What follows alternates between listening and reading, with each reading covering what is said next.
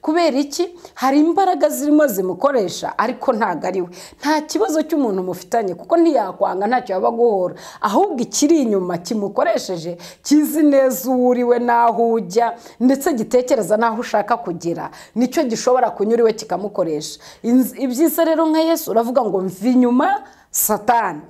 Ntabwo ubwira Primitive ngo nakuva inyuma, ahubwo ubwira Satani ushobora kunkoreshwa amubwira ngo mva inyuma Satani. Biragusaba rero kugendana n'Imana, biragusaba kumenya igihe cyo kwera imbuto ndetse no mu gihe kitari cyo kwera imbuto ugahagarara ugashikama. Umwanzi wawe nasonza umugaburire mwene data. Icyo gihe ntabwo ari igihe cyo kwera k'umutini. Muraturanye arabizi neza ufite amababi pe, arabizi neza yuko ku cyumweru bafashe biriya wagiye gusenga, arabizi neza yuko igihe cyose uri umukristo mu by'ukuri amababi yawe arayazi. Yesu asonzeye iki? Asonzeye kubona uwo mwanzi wawe wamuhaye serivisi agomba. Imana idufashe cyane, wamuhaye icyo akeneye. Bibiri ikavuga ngo nticyari igihe cyo kwera k'umutini, ariko Yesu arasaba ko wera imbuto.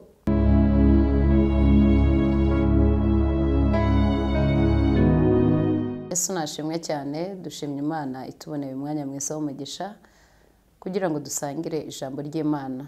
Reka mbasuhuze rero bene data mwese muduteze amatwi, mudukurikirana umunsi ku munsi, abari mu Rwanda, abari ku mugabane wa Afurika, abari ku Burayi, abari ahantu henshi hatandukanye. Turabizi ko mudukunda, turabizi ko mudukurikirana. Turabashimiye rero, Imana ibahe umugisha. Ni wa mwanya mwiza tuganira ijambo ry'Imana.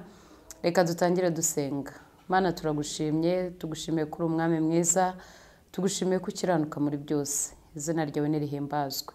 Urakoze kubana natwe, urakoze kutwemerera igihe cyiza nk'iki cyo kuganira nawe ijambo ry'Imana, kandi ugize neza ko imitima yacu iturishe kugira ngo twumve icyo tubwira. Ndagusabye kugira ngo abagiye kuryumva bose aho bava bakagera mu mpande z'isi zose zitandukanye, urinde imitima yacu kugira ngo twumvire icyo tubwira. Izina ryawe nirihabwe icyubahiro, ni mu izina rya Yesu, amen. Yesu nabaho umugisha. Murakoze cyane. Uyu munsi tugiye kuganira ijambo ry'Imana twahaye umutwe uvuga ngo kwera imbuto no mu gihe kidakwiriye. Niryo jambo turi buganireho, tukareba uburyo ki Imana idusaba kwera imbuto mu gihe kidakwiriye ndetse no mu gihe gikwiriye.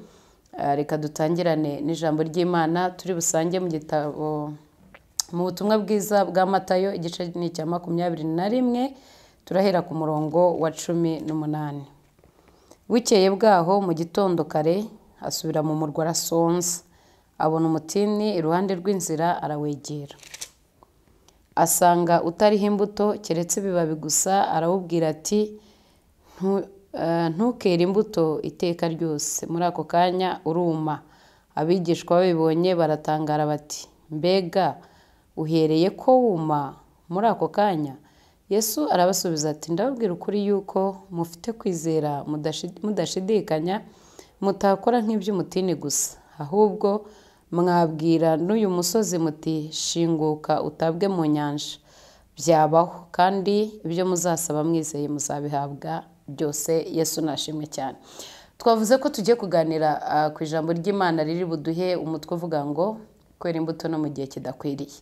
Yesu ni Imana, ntabwo yarayobewe yuko iki gihe atari igihe cyo kwera k'umutini, ariko Bibiliya ivuga iki? Iravuga ngo ibyanditswe byose byahumetswe n'Imana kandi bigira umumaro ukomeye cyane wo kuduhanira gukiranuka n'ibindi bitandukanye. Rero kuba uyu munsi wa none turi kureba uyu mutini wavumwe, biravuga ngo nticyari igihe cyo kwera k'umutini, ni ukugira ngo tugire icyo twiga, ugire icyo wiga, ngire icyo niga. Yesu rero agera ahantu ashonje, ajya kureba ku giti cy'umutini. Bibiliya yavuze ngo cyari igiti gitoshye gifite amababi meza, kandi Yesu ajya ashaka imbuto. Ntabwo yagiye ashaka amababi, yagiye ashaka imbuto. Yagiye kandi ashonje. Akigezeho abona ni igiti ariko kitagira imbuto. Bibiliya iravuga ngo arakivuma, asiga kivumye, nta nubwo yabirekeye aho. Aravuga ngo nicyo uzongere kwera imbuto ukundi, kuko cyamwimye imbuto mu gihe yari azikeneye. Hanyuma abigishwa bibatangaza cyane babonye icyo giti cyumye, kuko umwami yari abitegetse. Yesu abigishamo irindi somo, arababwira ngo ntabwo ibi bitangaje, mufite kwizera gukomeye mushobora kubwira umusozi ngo ntutabwe nushinguke ugende bigakunda, aravuga ngo ibyo muzasaba byose mwese muzabihabwa. Twebwe rero uyu munsi turatinda ku gihe kitari cyo kwera, igihe kitari cyo kwera k'umutini. Yesu yanyuze ahantu ashonje, Yesu yanyuze ahantu ashonje, kandi igihe kijya kibaho ko Yesu asonza, turabivuga mu buryo bw'umwuka. Yesu yanyuze ku mutini ashonje. Hari igihe Yesu akureba, hari mu gihe kitari cyo kwera k'umutini, Yesu aba ashonje kubona imbuto z'umukristo wese, aba ashonje kubona umuntu yera imbuto. Mu gihe wowe ukeka ko atari igihe cyo kwera, niho inzara nyinshi cyane twavuga ya Yesu izamutse kugira ngo arebe nimba ushobora kwera imbuto.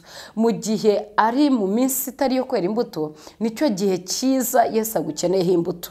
Iyo kiza kuba ari igihe cyo kwera k'umutini biba byaroroshye, isomo ntituba turifite uyu munsi, ariko igihe kitari cyo kwera k'umutini umuntu wese ajya yibaza ngo ko kitari igihe cyo kwera k'umutini kubera iki Yesu yakivumye.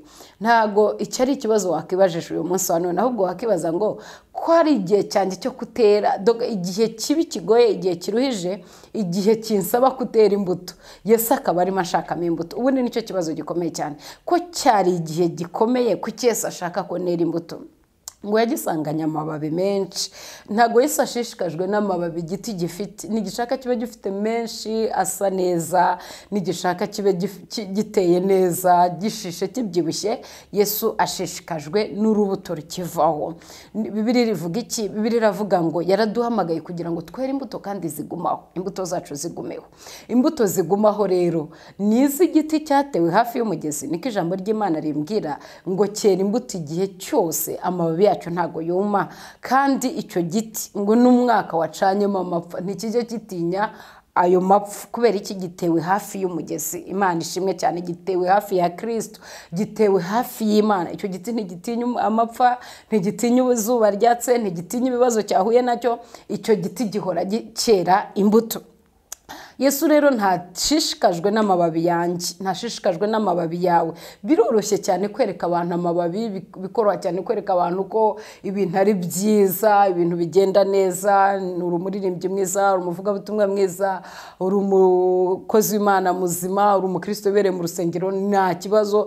Uyu umuntu akubonye aravuga ati uyu muntu afite amababi, kuko amababi hari ukuntu agira igiti cyiza rwose, ukavuga ati kino giti kirashishe, ibintu mo biragenda neza. Biroroshye cyane, biroroshye gushushanya abakunyuzeho bakureba, biroroshye kwereka abantu ko ibintu birimo bigenda neza, biroroshye kubwira abantu ko rwose uri umukristo, biroroshye kubigendana, kuririmba, kuvuga ubutumwa, birakorohera. Ariko Bibiliya ivuga iki? Ngo cyari gifite amababi ariko kidafite imbuto. Birashoboka ko umuntu ashobora kugwiza imbuto zitari amababi, atarimo imbuto. Birashoboka cyane, kuko iyo tureba ibikorwa muri iyi si tukareba ibintu byinshi bitandukanye. Njya nkunda kubwira abantu ngo muri uru Rwanda rwacu harimo 90% isaga ku ijana y'abantu bari mu itorero bemeye Yesu nk'umwami. Ariko ikintu gitangaje ni bande bafite ibibazo bitandukanye, nako gakeya gasigaye. Rero biba bigoye kumva ngo umuntu ariho ariko n'amababi, agwije amababi. Yesu rero ngo arasonza, asonza kubona umunyarwanda, asonza kubona umukristo uri mu rusengero wamenye Imana yera imbuto mu gihe kitari cyo kwera imbuto. Ijambo twarigise ngo kwera imbuto mu gihe kitari cyo kwera imbuto. Iyo umuntu akubajije impamvu z'ibyiringiro byawe, ukamubwira ati njyewe nizera Yesu nk'umwami n'umukiza, Yesu yaravuze ngo mugere ikirenge mu cyanjye nk'uko nanjye nkigera mu cya Kristo. Rero gukizwa no kujya mu ijuru no kuba ufite ibyo wizera bikwizeza Yesu nk'umwami ntago ari ibyo gusa, ntago bihagije. Ukeneye kwera imbuto. Bibiliya ikavuga ngo abantu nibarebe imirimo yacu myiza bahere ko bahindukire Data wa twese uri mu ijuru. Ntago abantu bajya bavuga ngo abantu bafite impano ntaho zihuriye n'agakiza. Yesu rero akavuga ngo abo ngabo muzabamenyera ku mbuto zabo. Imbuto z'umuntu ziragoye bene data, imbuto z'umuntu ziraruhije. Niyo mpamvu no mu gihe kitari cyo kwera imbuto Yesu agusaba kuzira, kuko niho umuntu ashobora kumenya ngo uyu ni umwigishwa wa Yesu cyangwa ntago ari umwigishwa wa Yesu, uyu nguyu yakurikiye Yesu cyangwa ntago yamukurikiye. Rero ijambo twasomye ryatubwiye ngo Yesu ageze ahantu arasonza, ajya asonzera urubyiruko urubyiruko agashaka ko rwera imbuto mu gihe kitari cyo kwera imbuto, asonzera abamama agashaka ko bera imbuto mu gihe kitari cyo kwera kw'imbuto, ajya asonza mu bintu byinshi bitandukanye. nawe urebye impamvu zawe bwite ujya umuha. Hari ukuntu umuntu ashobora kuguha impamvu akabwira turabona njyewe byari bikomeye, imbuto nari kuzera gute, none se buriya nari kuzatungisha abana banjye iki iyo ndekura iriya pozisiyo yanjye. Wenda ni umuntu babwiye bati kugira ngo ubone kano kazi ni uko wemera ukaryamana na boss, akavuga ati subu nari kubireka gute kandi nkeneye gutunga abana. Mu by'ukuri wowe ufite impamvu zikubwira ngo ni ukuri ntago ari igihe cyo kwera imbuto, ntago ari igihe cyo guhamya ko ndi umukristo, ntago ari igihe cyo kubwira abantu ko nakijijwe. Ariko hari ahantu ushobora kuzagira isoni uhuriye n'abantu barimo bahamya iby'Imana. Tekereza wahuriye mu gitaramo kimwe barimo bahiga cyangwa se bavuga ukuntu Imana yagendanye nabo mu rugendo, ukaramuka wicaranye na Daniel, ukicarana na Meshaki, ukicarana na Abedinego, bakavuga ukuntu bakoreye Imana muri Babuloni, bakavuga ukuntu bagendanye n'Imana, bakavuga ukuntu baretse ibyo byari bibafitiye umumaro, bakavuga ukuntu bahamije Imana no mu gihe kitari cyo kuyihamya. Urebye neza bari abanyamahanga mu gihugu cy'abandi, ndetse batwawe ari abanyagano, nubwo bari mu miryango ikize yavuye i Buyuda, ariko bari mu gihugu kitabemerera na gato gukora ibyo bishakiye. Ariko ngo bibuke Imana yabo yabakuye mu gihugu cya Egiputa, yakuye basogokuruza mu gihugu cya Egiputa mu nzu y'uburetwa, bibuke imirimo n'ibitangaza Imana yakoreye muri Egiputa, bibutse neza ukuntu Imana yabarinze, bibutse neza ukuntu Imana yatabaye ubwoko bwa Isirayeli ikabakuzayo ukuboko gukomeye, imaze kwica imfura zo muri Egiputa. Baravuga ngo naho Imana yacu itadukiza naho yadukiza, bari i Babuloni ariko barimo barera imbuto mu gihe kitari cyo kwera imbuto. Wowe muri iyi minsi ya none cyangwa njye muri iyi minsi ya none n'utuntu duto turimo tuguhinyuza, ushobora kuvuga ngo ni ukuri kose dore byanze, ariko hari abantu bakubwira ngo byaranze ariko twera imbuto. Ushobora kuvuga ati none se nakorera Imana urabona ni n'akazi nkora. Daniel yakubwira ati njyewe nakoze umurimo w'Imana mu gihe kigoye kandi bansaba no kubararira umwami cyangwa se kumusenga, ariko nsenga Imana yanjye. Ntago ikibazo ari uburyo ntago ikibazo ari aho urimo werera imbuto, ahubwo ikibazo cyaba ari wowe. Bibiliya iravuga ngo tugomba kwera imbuto no mu gihe kitari cyo kwera kw'imbuto. Imana yacu nitugirire neza cyane. Hari abantu benshi cyane bazatarama mu gitaramo nk'icyo bakavuga imbaraga z'Imana, bakavuga uburyo kibakoreye Imana no mu gihe kitari cyo gukorera Imana. Paulo niwe yabwiye Timoteyo aramubwira ngo ukorera Imana mu gihe gikwiriye n'ikitagukwiriye. Tekereza Yosefu yarimo avuga iruhande rwawe, akakubwira ati njyewe neza imbuto nerera muka Potifari imbuto no mu gihe kitari cyo kwera. Umwana w'umunyagano uri no gukora akazi yibereye mu rugo aho ngaho, nyirabuja akamwifuza, ariko umuhungu yibutse neza yuko afite isezerano, aravuga ati njyewe mfite isezerano ry'uko nzayobora bene data, ry'uko nzatabara umuryango wa Isiraheli. Abyibutse neza indoto ze za kera, aravuga ngo birankwiriye kwera imbuto nubwo atari igihe cyo kwera imbuto. Yego nta muntu urimo mbona mu gihugu cy'amahanga, byagombye ko nikorera ibyanjye njyenyine, nta muntu uri munyitaho.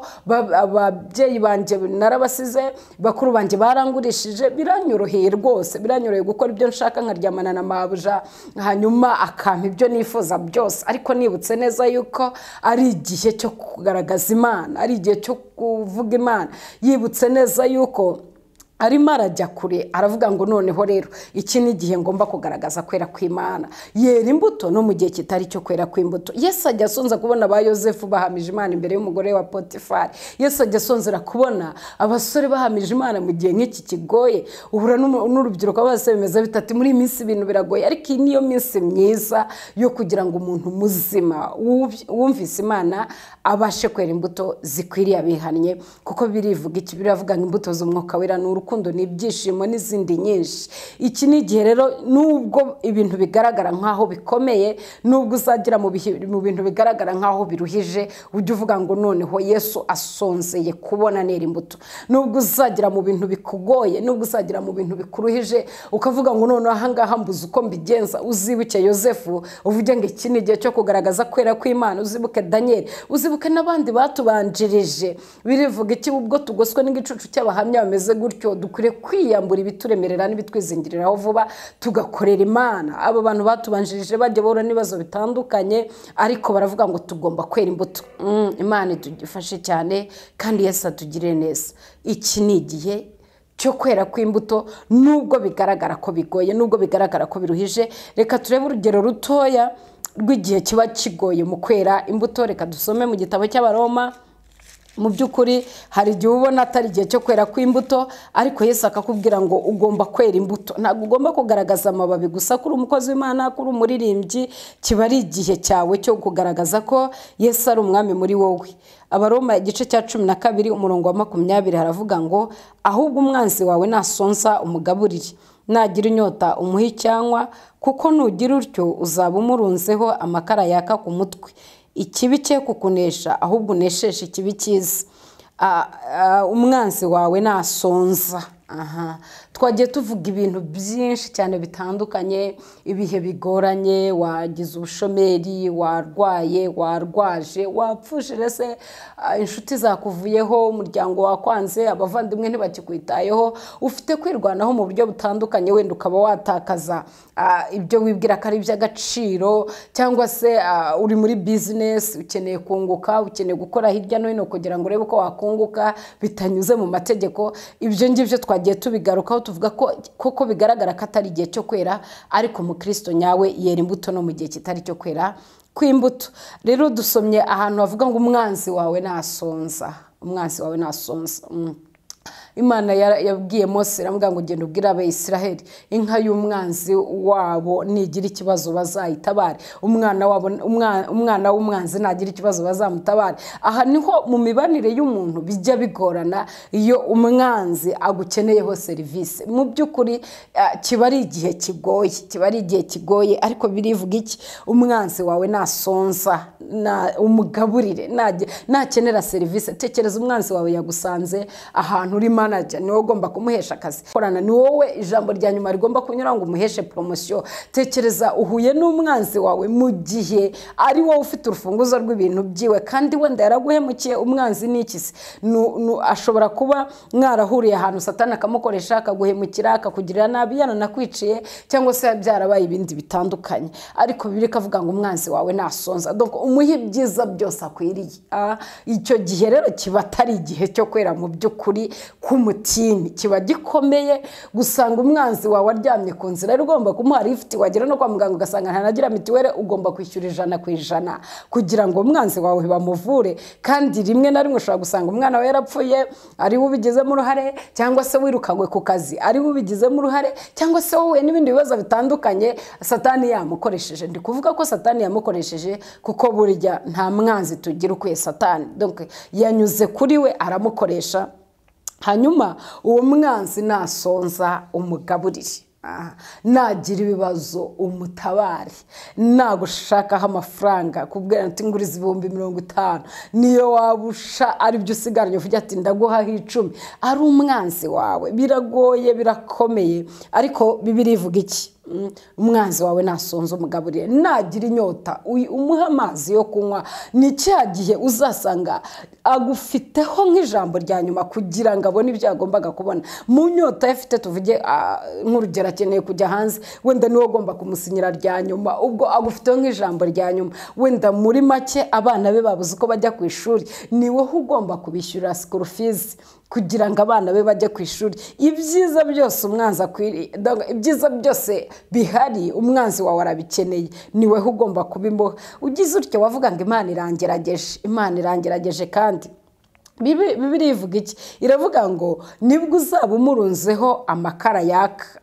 Hari ukuntu umuntu asenga akavuga ati reka nze murundeho amakara yaka. Ntago ari icyo Bibiliya bishaka kuvuga. Amakara yaka ni uburyo ki icyo gikorwa kimugera mu bwonko, kikajya gihora kimubwira ati ariko nyamara warahemutse.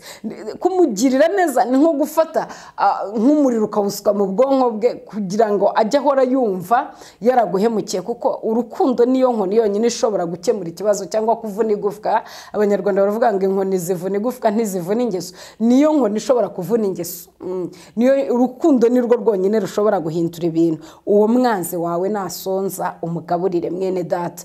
Icyo gihe ntago ari igihe cyo kwera k'umutini. Muraturanye, arabizi neza ufite amababi pe, arabizi neza yuko ku cyumweru bafashe biriya wagiye gusenga, arabizi neza yuko igihe cyose uri umukristo. Mu by'ukuri amababi yawe arayazi. Yesu asonzeye iki? Asonzeye kubona uwo mwanzi wawe wamuhaye serivisi agomba, Imana idufashe cyane, wamuhaye icyo akeneye. Bibiri ikavuga ngo nticyari igihe cyo kwera k'umutini, ariko Yesu arasaba ko wera imbuto. Hanyuma rero Bibiri ikavuga ngo ikibi cye kukunesha uwo mwanzi wawe. Reka mbabwireho gatoya, buriya Pawulo yandikiye aba Efeso arababwira ngo kuko tudakirana n'ibyambaye umubiri, ahubwo dukirana n'ibinyabutware n'ibinyabushobozi n'ibitegeka isi y'umwijima. Yesu yigeze kugira inshuti bita Petero, ni n'intumwa ye. Hanyuma igihe kigeze aravuga ati ngenda ndashaka kujya ku musaraba, ndashaka kujya ku musaraba, nicyo cyanzanye, naraje nk'umwana w'umuntu ababazwe, agambanirwe, ashyirwe ku musaraba. Petero abyumve, yari inshuti ye, aramubwira ati none se bigenze bite kandi rwose ntuzabikore? Yesu aramubwira ngo mva inyuma Satani. Hanyuma Yesu yarazi icyo bita urugamba, kuko ntabwo dukirana n'abambaye umubiri, ahubwo dukirana n'ibinyabutware n'ibinyabushobozi n'ibitegeka isi y'umwijima. Uragomba guhindura aho watekerezaga urugamba. Niyo mpamvu Yesu yababwiye, cyangwa Petero, kuko na Yesu yabivuzeho iby'umwanzi, aravuga ati nasonze umugaburire. Kubera iki? Hari imbaraga zirimo zimukoresha, ariko ntago ari we. Nta kibazo cy'umuntu mufitanye, kuko ntiyakwanga, ntacyo yaba guhora, ahubwo ikiri inyuma kimukoresheje kizi neza uwo uriwe n'aho ujya, ndetse gitekereza n'aho ushaka kugera, nicyo gishobora kunyura iwe kikamukoresha. Ibyiza rero nka Yesu uravuga ngo mva inyuma Satani. Ntabwo ubwira Primitive ngo nakuva inyuma, ahubwo ubwira Satani ushobora kunkoreshwa amubwira ngo mva inyuma Satani. Biragusaba rero kugendana n'Imana, biragusaba kumenya igihe cyo kwera imbuto, ndetse no mu gihe kitari cyo kwera imbuto ugahagarara ugashikama. Ijambo ry'Imana ryatubwiye ngo ikibi cye kukunesha, ikibi cye kukunesha. Warugeze impamvu avuze ngo ikibi cye kukunesha, byari igihe cy'ikibi cyari gihari kigusatiriye. Hari impamvu z'uko bakubwira ngo ikibi cye kukunesha. Mu nzira tugenda tuzengurutswe n'ibibi byinshi, Bibiri ikavuga ngo ikibi cye kubanesha, ahubwo mufate icyiza mukinesheshe ikibi mu izina rya Yesu Kristo. Twari ku ijambo rero rivuga ngo mugomba kwera imbuto, ngomba kwera imbuto no mu gihe kitari cyo kwera imbuto. Bivuga ngo nticyari igihe cyo kwera k'umutini, ni nk'uko udashobora gutanga impamvu igihe cyose waba uri Babuloni, Yesu akubwira ngo ndashaka ko ngaragaza. Igihe waba uri kwa Potifari, Yesu akubwira ngo ndashaka ko ngaragaza. Igihe waba uri mu kazi runaka, abantu bose babona uri ikibazo, Yesu akagura ngo ndashaka ko ngaragaza. Igihe waba uri mu gihugu batumva Imana, Yesu arakubwira ngo ndashaka ko ngaragaza. Igihe waba uri muri sosiyete batizera Yesu, Yesu arakubwira ngo mva, ntago ari bibabe gusa nkeneye ko wera n'imbuto bakazibona. Mu gihe waba Imana iguteretse ahantu ibisonzeye kubona imbuto zawe, kandi izisonzera mu gihe izikeneye, mu gihe Imana ishonje, ni igihe gikomeye cyane Imana iguteretsemo kugira ngo ubashe kwerera Imana imbuto. Abanyamahanga nibabona imirimo yacu myiza, bahere ko bahindukire Data wo mu ijuru. Ntago ari igihe cyo kuvuga ngo ntago dushaka gukizwa nka ba runaka, ahubwo ni igihe cyo kuvuga ngo noneho tubonye imbaraga z'Imana ziri muri runaka, noneho uyu mutini uri murera no mu gihe kitari cyo kwera k'umutini. Imana ishimwe cyane. Yesu niwe udushoboza rero. Yabwiye abigishwa barababwira ngo mufite kwizera gukomeye cyane, n'uyu musozi mwawuterura ugatabwa kure, ukajyanwa kure yanyu ugatabwa mu nyanja. Rero nta kintu na kimwe utakora mu kwizera, nubwo uri ahantu hakomeye cyane, nubwo uri ahantu haruhije, nubwo uri ahantu wumva wihebye, mwene Data waba uduteze amatwi aya masaha, nubwo uri ahantu hakugoye, ariko Imana irakubwira ngo iki ni igihe cyo kwera imbuto, ikakubwira ngo unesheshe ikibi cye kukunesha, ahubwo ukinesheshe icyiza. Ntago ari bibi, ntago ari ikibazo cy'uko uri guhura n'ibibi, ntago ari ikibazo cy'aho uri, ntago ari ikibazo cy'ibyo uri gukora, ntago ari ikibazo, ahubwo Yesu arakubwira ngo ndashaka imbuto zawe, ndashaka imbuto zawe no mu gihe kitari cyo kwera kw'imbuto. Arabizi ko atari igihe cyo kwera kw'imbuto, ntago yerewe ko umutini atari igihe cyawo. Arabizi ni ukuri, urebye ukabona ibikuzengurutse, yakakubwiye ngo ntiwere imbuto birakomeye, ariko aho niho afitiye inzara, aho niho ashaka ko wera. None se ubundi kwera imbuto mu gihe cyiza biragoye? Ntago bigoye. Kwera imbuto ibintu bigenda neza, kwera imbuto ibintu ari amahoro, kwera imbuto nta ukwanga, ukera imbuto abantu bakuvuga neza, ukera imbuto abantu bagugira umusitari, ukera imbuto ibintu bigenda neza mu kazi, ukera imbuto ibintu bigenda neza mu rugo, ukera imbuto mu itorero bigenda neza, ukera imbuto muri korari yawe bigenda neza. Ibyo ntago bikomeye cyane mwene Data. Bikomera rero iyo byahindutse, abantu batagukeneye, abandi bakwanga, nta muntu ukwitayeho, niho bigorana, aho niho Yesu asonzeye rero. Ubundi rwose byari byoroshye, ariko Yesu agukeneye kwera imbuto no mu gihe kitari cyo kwera kw'imbuto. Yesu natugire neza cyane. Reka dusenge Imana nkwifuriza kwera imbuto aho uri hose mu gihe cyose. Kwera imbuto z'umwuka wera n'ubuzima bwa buri munsi, ntabwo ari ikibazo cyaho uri naho utari, ni ikibazo cy'uko ugomba kubigira ubuzima. Umwami Imana nagushyigikire kandi nagukomeze muri byose. Mana turagushimye, wakoze kubana natwe, wakoze kutugirira neza. Dukeneye kwera imbuto no mu gihe kitari cyo kwera imbuto. Ibiduhinyuza, ibituma tutera imbuto cyane ni byinshi kandi birahari, ariko turakwinjiza kugira ngo uduhe ubwenge, uduhe ubumenyi, uduhe ubutware, tubashe kunesha ibibi, ikibi cyo kutunesha, ahubwo tukineshe mu izina rya Yesu. Bana n'umuntu wese wateze amatwi iri jambo, kandi uduhe ubutware bwo kunesha mu izina rya Yesu Kristo. Urakoze, amen.